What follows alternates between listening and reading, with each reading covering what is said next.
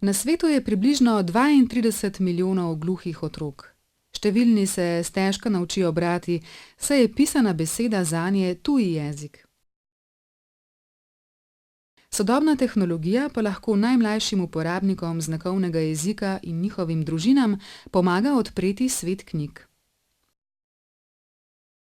Zato je podjetje Huawei razvilo StorySign, brezplačno aplikacijo, ki z uporabo umetne inteligence spodbuja gluhe otroke k branju in učenju znakovnega jezika. Razvili so kretajočega avatarja. Simpatična Star trenutno v 11 evropskih jezikih bere najbolj priljubljene otroške knjige in jih tolmači v znakovni jezik. Well, we started in the UK, which was easy because we worked very closely with the British Deaf Association. And one of the things that we've learned throughout this process is that it's very important to work very closely with the deaf community and the national deaf associations to ensure that we represent the highest quality of sign language in those markets, but also do things in the best possible way for the deaf community.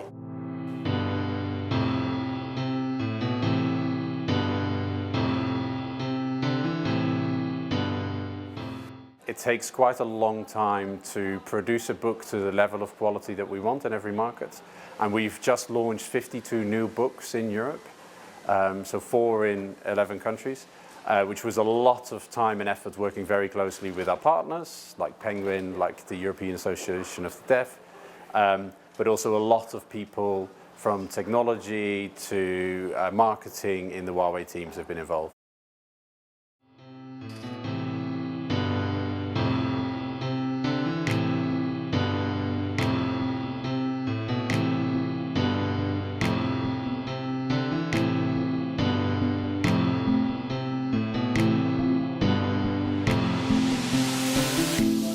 Possibility to launch the app in international sign language is definitely there. We are currently exploring opportunities such as international sign language, American sign language and other languages. One of the things that we are extremely keen to do is make sure that we help children to learn to read. We believe that international sign language doesn't tend to be used for reading specifically and more for spoken events. That's why that is currently not our biggest priority. Because we want to make sure that we support the educational program for these children.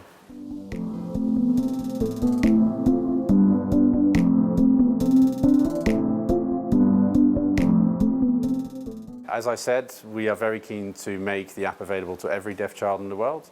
That includes Slovenia. We obviously need to make sure that we have it represented with local books, working with a local deaf association and making sure that the local Slovenian sign language is up to the highest standard. And there are a lot of countries that we will want to be considering, but Slovenia is definitely on that list. Z nekaj optimizma se lahko veselimo, da nas bo Star enkrat popeljala skozi kakšno od priljubljenih slovenskih knjižnih uspešnic.